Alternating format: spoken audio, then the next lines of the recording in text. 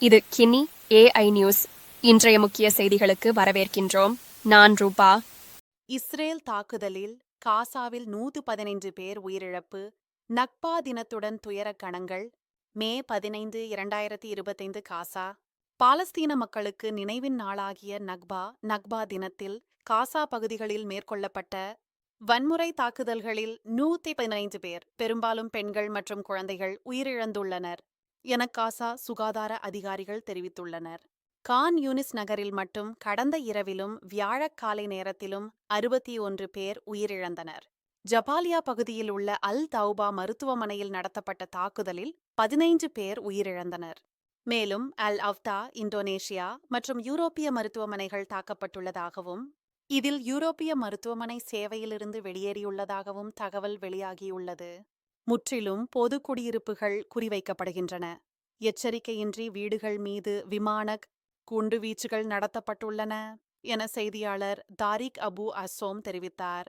முழு குடும்பங்கள் அழிக்கப்பட்டுள்ளன எனவும் அவர் கூறினார்.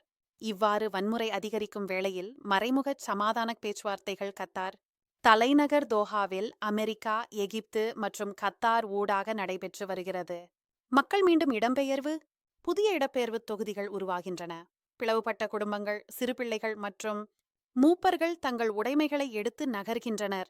பாதுகாப்பான இடங்கள் எதுவும் இல்லை, நல் ஜசீரா செய்தியாளர் ஹானி மஹ்மூத் தெரிவித்தார். பாதுகாப்பற்ற சூழ்நிலையில் மக்கள் மீண்டும் அச்சத்தில் வாழ்கின்றனர். காசாவில் 19 மாதங்களாக தொடர்ந்து தாக்குதல்கள் நடைபெற்று வருவதாகவும், பெரும்பாலான இடங்களில் இளையரும் மூப்பரும் மட்டுமே இருப்பதாகவும் மக்கள் வலியுறுத்துகின்றனர். உலக நாடுகளின் பங்கு. இந்நிலையில் அமெரிக்க முன்னாள் ஜனாதிபதி டொனால்ட் ட்ரம்ப் கத்தாரில் நடைபெற்ற அரசு நிகழ்ச்சியில் காசாவை சுதந்திர மண்டலமாக மாற்ற வேண்டும் என்ற கருத்தை வெளியிட்டார். அவரது கருத்து சர்வதேச அளவில் விவாதத்திற்கு உரியது. கத்தார் அமீர் Tamim bin Hamad Al Thani சமாதானம் மற்றும் நம்பிக்கையை மீண்டும் நிறுவுவதற்கான ஒரே வழி உடனடி சூழ்நிலை சமாதானம் என தெரிவித்துள்ளார். மேலும் ஆழமான பீடுபட்ட நிலை மேற்கத்திய கரையோர பகுதிகள்.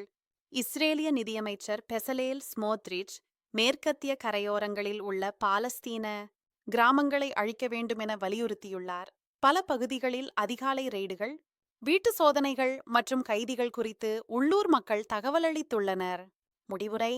27 ஆண்டுகளுக்குப் பிறகும் நக்பா நாளில் பாலஸ்தீன மக்களின் துயரம் தொடர்ந்து நிகழ்கின்றது.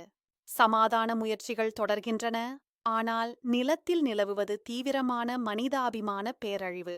உலக நாடுகள், குறிப்பாக சமாதானத்தை விரும்பும் மக்களும் இக்கட்டான சூழ்நிலையில் மனித நேயமும் பாதுகாப்பும் உறுதி செய்யும் முயற்சிகளில் தீவிரமாக ஈடுபட வேண்டிய கட்டாயம் ஏற்படுகிறது.